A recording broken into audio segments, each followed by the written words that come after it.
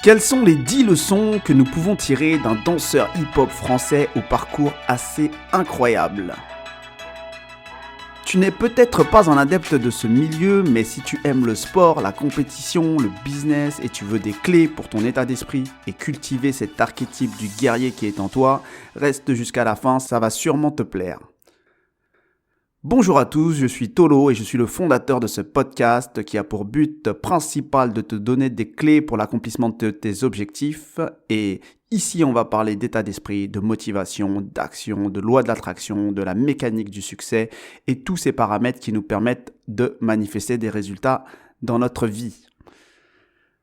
Donc, si tu ne me connais pas, et beaucoup de ceux qui me connaissent déjà ne le savent pas, qu'une de mes passions était la danse hip-hop. Et c'est le genre de passion qui, bizarrement, quand elle rentre dans ta vie, elle prend une place très très importante. Et bizarrement encore, c'est que c'est plus qu'une activité, c'est presque une culture. Et donc, même quand tu t'éloignes de cette activité, finalement, il y a une partie de cette culture qui reste clairement ancrée en toi malgré tout.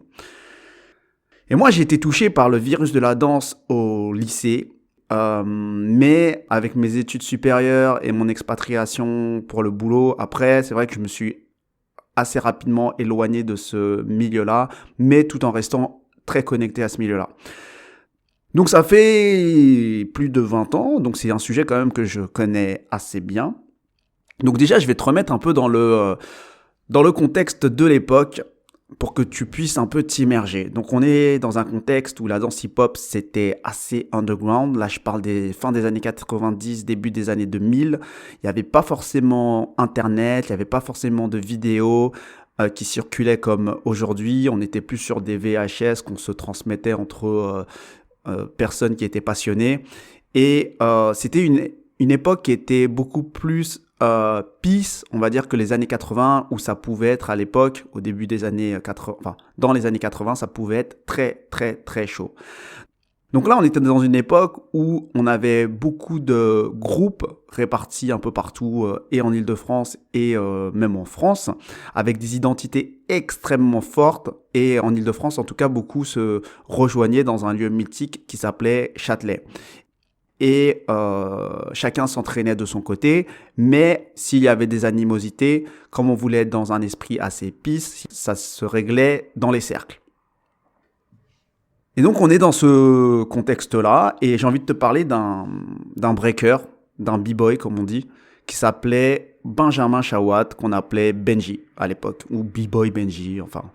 Et c'était donc fin des années 90, début des années 2000, et c'était un danseur qui a fait beaucoup de bruit à l'époque, et surtout à l'époque en mal, mais justement j'ai envie de revenir sur son parcours pour qu'on tire des leçons de ce parcours qui est en fait extrêmement inspirant avec du recul. Donc commençons avec les 10 leçons. Donc déjà, la leçon numéro 1, accepte d'avoir beaucoup d'ennemis et identifie tes amis proches. Donc, comme je le disais, on va se dire clairement, à l'époque, il n'était pas aimé et il y avait 10 000 raisons pour lesquelles tu pouvais ne pas l'aimer, soit pour sa danse, soit pour son attitude dans les cercles, soit pour son attitude hors des cercles, ses vêtements, sa tête, enfin, chacun avait ses raisons. Mais en tout cas, lui, c'était un mec qui charbonnait dur, qui bossait dur et qui était là pour son combat personnel, peu importe les raisons, ses raisons. Chacun a ses raisons pour son combat et il n'était pas là pour plaire, il était là pour se dépasser et accomplir ses objectifs qui étaient très ambitieux. Et du coup, il faut se dire un truc, c'est que c'est comme si on était dans l'état d'esprit, on était dans un champ de bataille où il y a toi et tes limites et tes démons que tu dois dépasser et il y a les autres acteurs qui sont soit tes alliés, soit des personnes que tu dois affronter. Donc, il n'était pas à la recherche de nouveaux amis, puisque lui, ses ennemis, c'était un peu un moyen pour lui, en tout cas, d'aller au combat et de se dépasser. Donc du coup, il était dans un état d'esprit qui était assez intriguant parce que, quelque part, il entretenait une certaine animosité avec les autres en ayant une certaine attitude qui pouvait être considérée comme provocatrice. C'est la leçon que j'ai envie de te dire ici, c'est qu'à un moment, quand tu vas charbonner, il faut que tu acceptes d'avoir des ennemis, il faut que tu acceptes d'avoir beaucoup d'ennemis, mais il faut que tu identifies tes amis. Et il était assez très bien entouré parce que ça fonctionnait beaucoup par crew à l'époque, par groupe. Et donc, tu restais dans ton groupe, tu étais soutenu par ton groupe. Leçon numéro 2, affirme tes ambitions, affirme-les haut et fort comme si c'était déjà accompli. Alors cette partie-là, elle peut être un peu controversée parce que c'est vrai que à l'époque, ce qui énervait beaucoup de monde, c'est que Benji se proclamait numéro 1 français. Il s'est proclamé très tôt numéro 1 français alors qu'il y avait 0 classement. Et du coup, ça, c'est au nom de quel classement tu te auto-proclames numéro 1. Et c'est surtout qu'à cette époque, il y avait des mecs qui avaient déjà 15 ans de danse derrière eux, qui faisaient partie de la première génération et qui n'avaient plus rien à prouver et qui comprennent pas en fait pourquoi un jeune de 17, 18, 19 ans se proclame numéro 1 français. Et en plus, ce qui n'arrange rien, c'est qu'il y avait énormément d'identités à cette époque-là où chacun avait vraiment son style. Et donc on pouvait se dire aussi sur quels critères tu te bases pour te proclamer numéro 1 par rapport à toutes ces identités ultra riches et variées de l'époque. Mais en fait, le truc, c'est que quand il s'est proclamé numéro 1, il s'est pas juste proclamé numéro 1 et c'est tout, juste dans les mots. En fait, il se déclenche un truc quand tu te proclames numéro 1, c'est comme si tu te mettais une pression personnelle pour prouver à tout le monde que tu es numéro 1. Et du coup, qu'est-ce qui se passe selon toi dans ton état d'esprit ? Eh bien, tu agis en conséquence et tu travailles comme un taré. Et quand je dis travail comme un taré, faut comprendre un truc, c'est qu'on est dans une époque, dans une génération où les personnes arrivent à Châtelet à 18h et repartent à minuit, 1h, ils continuent à danser en soirée et ça, 7 jours sur 7. Donc tout le monde travaillait sa danse comme des tarés. Sauf que lui, son ambition, elle était tout autre. Il n'était pas là juste pour la passion et pour kiffer, il était là pour être le numéro 1. Donc, quelque part, il a affirmé ses ambitions et il a mis en place aussi ce qu'il y avait derrière. Il a travaillé, il a charbonné comme un fou. Leçon numéro 3. Il faut que tu crées les moments. Alors, comment il est devenu numéro 1, Benji ? En fait, c'est pas uniquement juste en s'autoproclamant numéro 1, en charbonnant dur et en relevant 2-3 battles par-ci par-là. Non. En fait, il faut comprendre un truc, c'est qu'il s'est levé pour aller chercher tous les numéros 1 de l'époque et les défier. Et je parle des numéros 1, ça pouvait être des numéros 1 français, qui osaient remettre en cause son autoproclamation, comme les numéros 1 aux US, qui étaient la nation du hip-hop. Et il a fait 2 battles d'anthologie qui sont restés dans l'histoire, mais clairement, il faut qu'on dise que c'est juste des vidéos qui sont incroyables. C'est Benji contre Junior, donc qui était au Hall, et Benji contre Crumbs, qui était une sommité aux États-Unis, donc qui était un Américain et qui était une sommité aux États-Unis à l'époque. Donc, à un moment, les moments, il faut que tu les crées. Tu peux pas les attendre. Tu peux pas dire numéro 1 et créer aucun moment pour prouver à tout le monde que tu es numéro 1. Leçon numéro 4. Affirme-toi dans ton style, dans ton identité. Alors, le contexte. Début des années 2000, comme je le disais, on est quand même dans une France où on a 15 ans de break derrière nous. On a des codes qui nous viennent des US. On a énormément quand même d'identité en France, mais il y a quand même il y a quand même des fondations, il y a quand même des bases. Et il faut dire un truc, c'est que à l'époque, il faut comprendre qu'on n'avait pas le droit de copier les pas, les enchaînements d'une autre personne. On n'avait pas le droit de pomper, comme on dit à l'époque. C'est tous les grands t'apprenaient que c'était quelque chose qui était vraiment pas bien. Donc tu comprenais vite que tu devais te créer ta propre identité. Donc c'était très normal en fait que chacun ait son style. Sauf que lui il est arrivé, il a changé les codes parce que il avait un break qui était plus axé sur les contorsions, la flexibilité et ce qui lui donnait un style un peu acrobate et qui sortait de l'univers de la danse et des fondations qu'on avait connues. Donc il dépassait dans son style, il dépassait un peu les fondations. Et du coup, il était pas forcément apprécié parce qu'il y en a beaucoup qui disaient que c'était pas de la danse et c'était du cirque. Mais surtout, il avait un côté forcément remarquable. Donc, quelque part, même si on ne l'aimait pas, tout le monde pouvait se souvenir de lui parce qu'on pouvait dire, lui, ah oui, c'est celui qui danse pas, qui fait du cirque. Et ce qui est drôle, en fait, c'est qu'aujourd'hui, son style est devenu presque des nouvelles bases qu'on appelle aujourd'hui la flexibilité. Et aujourd'hui, l'histoire lui a donné raison, c'est que déjà à l'époque où il était encore dans le circuit, beaucoup de gens s'inspiraient de lui, alors que imiter les gestes, comme je le disais, c'était pas bien.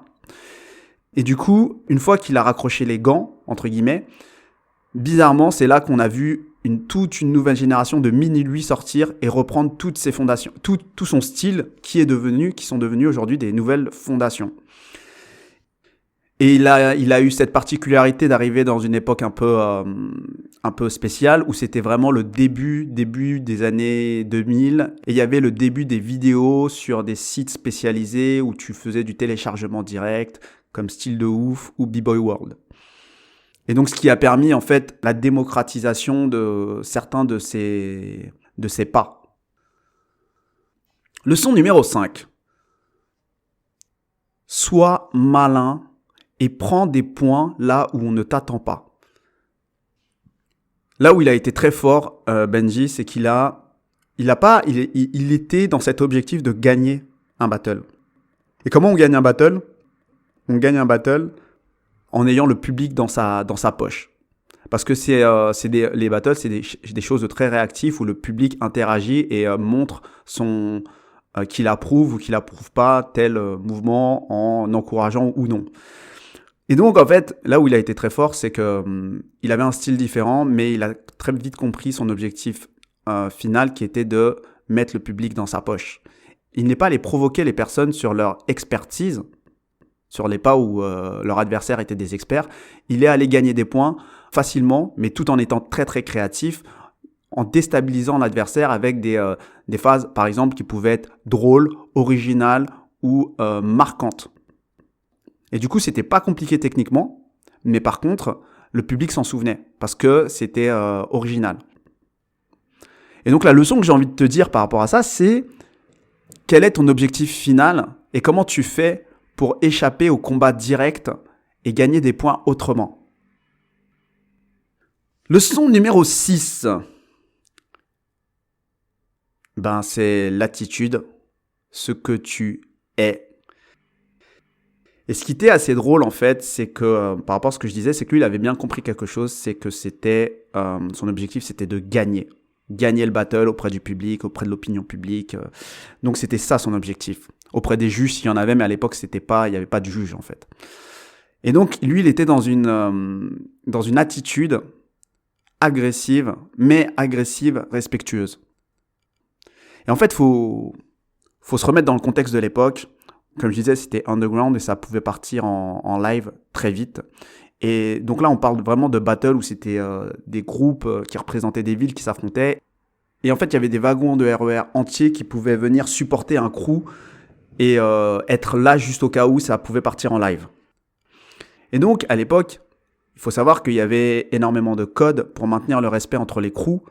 Et donc, par exemple, comme exemple de code, c'est que quand tu arrivais à Châtelet, tu devais te dire bonjour à tout le monde, même si c'était pas ton crew. À partir du moment où tu venais t'entraîner, tu disais bonjour et tu serrais la main. C'était une façon, je pense, de garder la paix entre tous les crews. Et pareil, pour des raisons évidentes de pas copier les moves, tu n'avais pas le droit de filmer. Donc il y avait ce genre de code que tout le monde respectait et qu'on te disait très très vite et qui permettait d'avoir une ambiance assez peace. Et lui, il arrivait dans ses défis avec une certaine animosité, dans les défis et hors défis d'ailleurs, et qui venait bousculer en fait cet esprit un peu peace. Et du coup, il a été rejeté d'une partie des garants de ce côté peace de ce mouvement hip-hop parce qu'il avait une attitude qui était agressive, mais qui était en fait une façon pour lui de s'affirmer et de se dépasser. Et aussi de gagner ses défis par l'aspect psychologique. Et en fait, ce qu'il faut savoir, c'est que ça pouvait aller très très loin, et c'est pour ça qu'il était très très peu aimé, c'est qu'il pouvait aller jusqu'à baisser le pantalon de son adversaire, et comme il pouvait aller jusqu'à toucher ses couilles.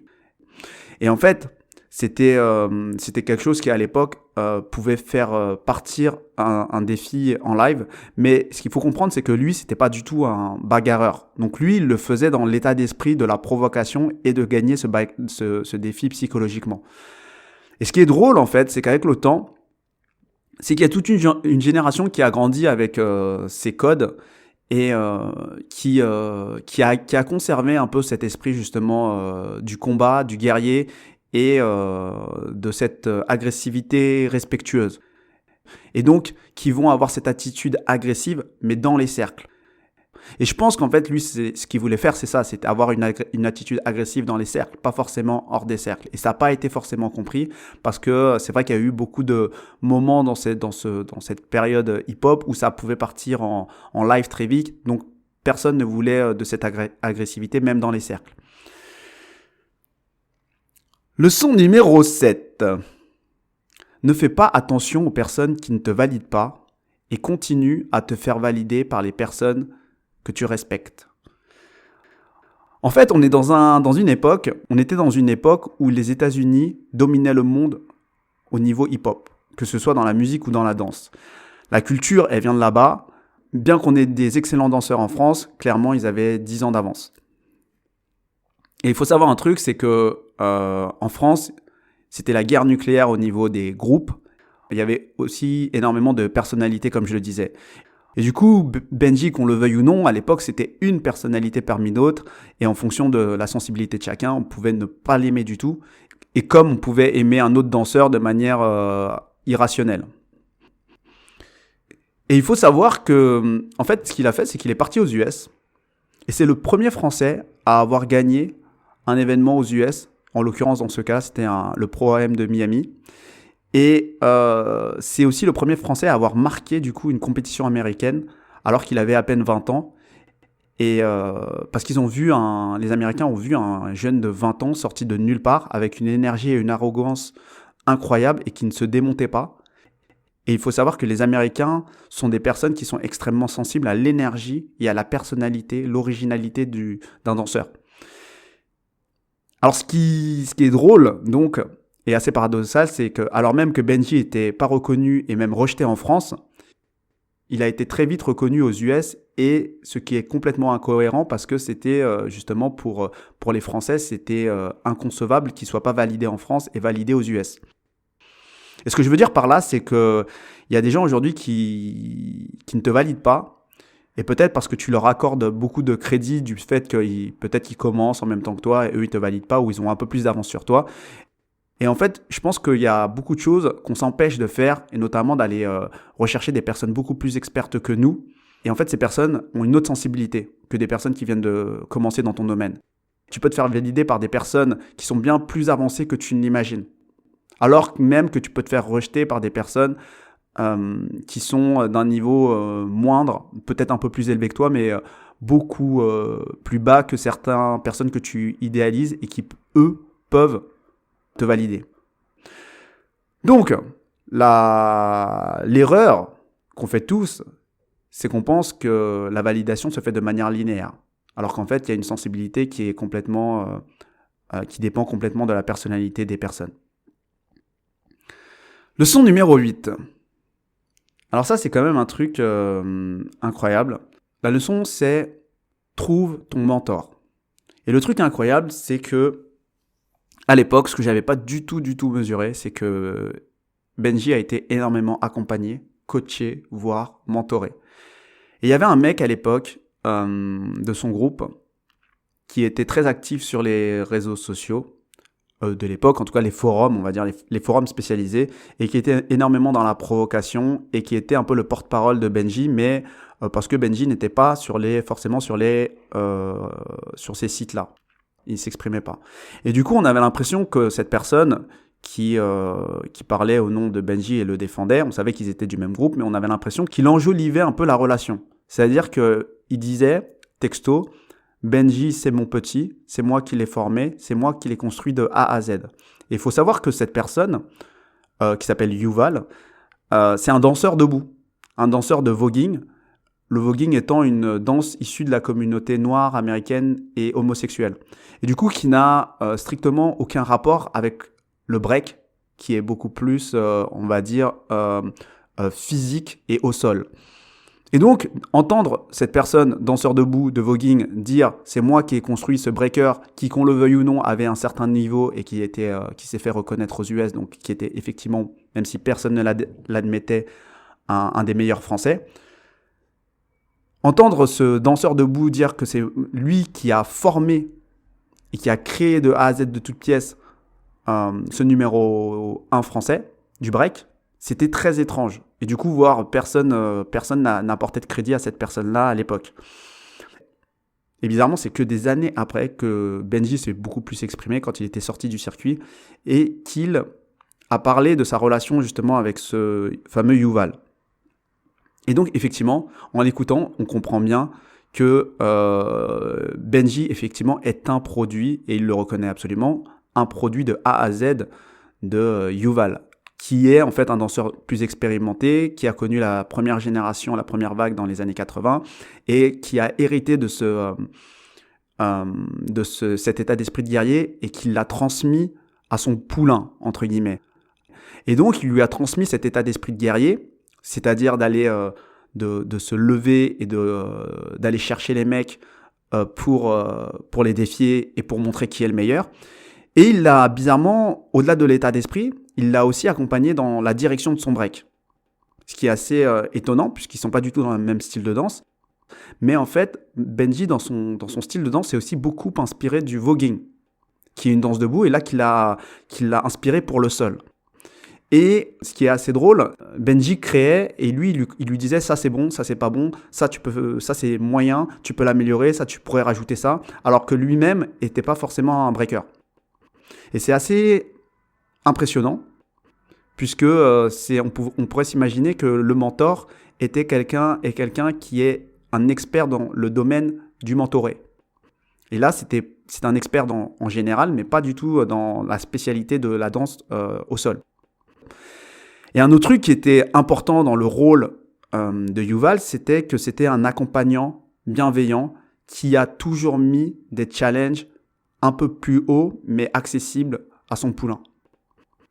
C'est-à-dire que c'est lui qui conseillait Benji sur qui il devait affronter, et c'est lui qui faisait en sorte de créer le moment. Et il n'allait pas envoyer Benji aller chercher une tête alors qu'il n'était pas prêt, il savait qu'il était prêt pour telle personne. Et donc ça, c'est vraiment une relation qui est très très intéressante à comprendre, qui était complètement dans l'ombre à l'époque, parce que les deux s'exprimaient, un s'exprimait beaucoup, mais il n'était pas très entendu parce que c'était pas un danseur au sol, et l'autre il s'exprimait peu parce qu'il était sur le champ de bataille, donc il n'avait pas le temps à perdre de parler de qui fait quoi. Leçon numéro 9. Les louanges arrivent après la bataille, et ils vont arriver de tout le monde, que ce soit des adversaires, du public, de ton crew, de tout le monde. Et en fait, ce qui est intéressant, c'est que des années après, une fois qu'il a arrêté, tout le monde a reconnu l'homme qu'il était, le guerrier qu'il était, et le combat qu'il a mené à l'époque. Et en fait, il faut comprendre qu'il y a un respect énorme qui s'est installé justement entre Benji et tous les mecs qu'il a combattus, et voire presque ses pires ennemis de l'époque sont presque devenus ses meilleurs amis, pour qui il a le plus de respect parce que ceux qui étaient au combat se reconnaissent entre eux. Ils ont plus de respect pour les mecs qui étaient au combat avec eux, même s'ils n'étaient pas dans le même camp, que pour le public qui regardait. Et aujourd'hui, c'est un danseur qui est extrêmement respecté, Benji, pour ce qu'il a fait, en France et partout dans le monde. Et tout le monde reconnaît ce qu'il a apporté, alors qu'à l'époque, c'était très difficile de l'avouer. Mais c'est normal, ils étaient tous sur le champ de bataille. Et il n'était pas là pour louer ton ennemi. Leçon numéro 10. Écoutez-vous et émancipez-vous de votre mentor. Alors, contre toute attente, Benji s'est arrêté en 2003 à peu près. Et en 2013, il a décidé de faire un retour. Il a décidé de revenir 10 ans après. 10 ans après avoir arrêté le break. Donc à 33 ans peut-être. Et en fait, ce qu'il faut comprendre, c'est qu'on n'est plus du tout à la même époque. Il y a des vidéos YouTube de partout. Il y a un niveau incroyable du coup qui s'est installé un peu partout dans le monde. Tout le monde voit les mouvements de tout le monde s'inspire de tout le monde.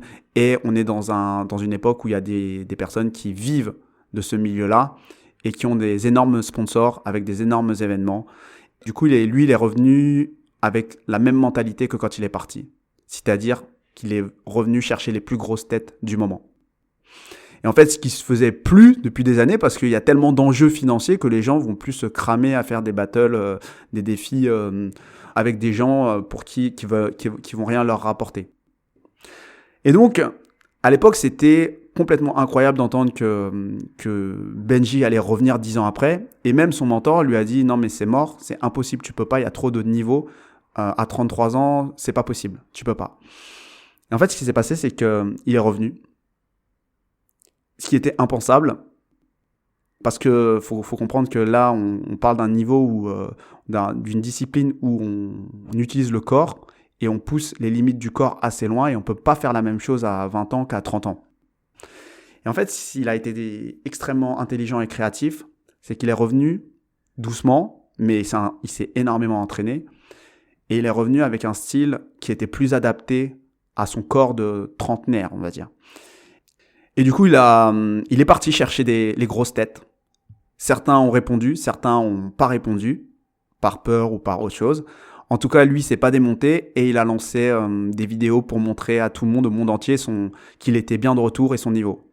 Et je pense que, en vérité, ça a mis tout le monde d'accord. Parce que autant la première vidéo, c'était OK, autant les deuxième et troisième vidéos, tout le monde a dit OK, il est de retour, c'est incroyable et il a le niveau.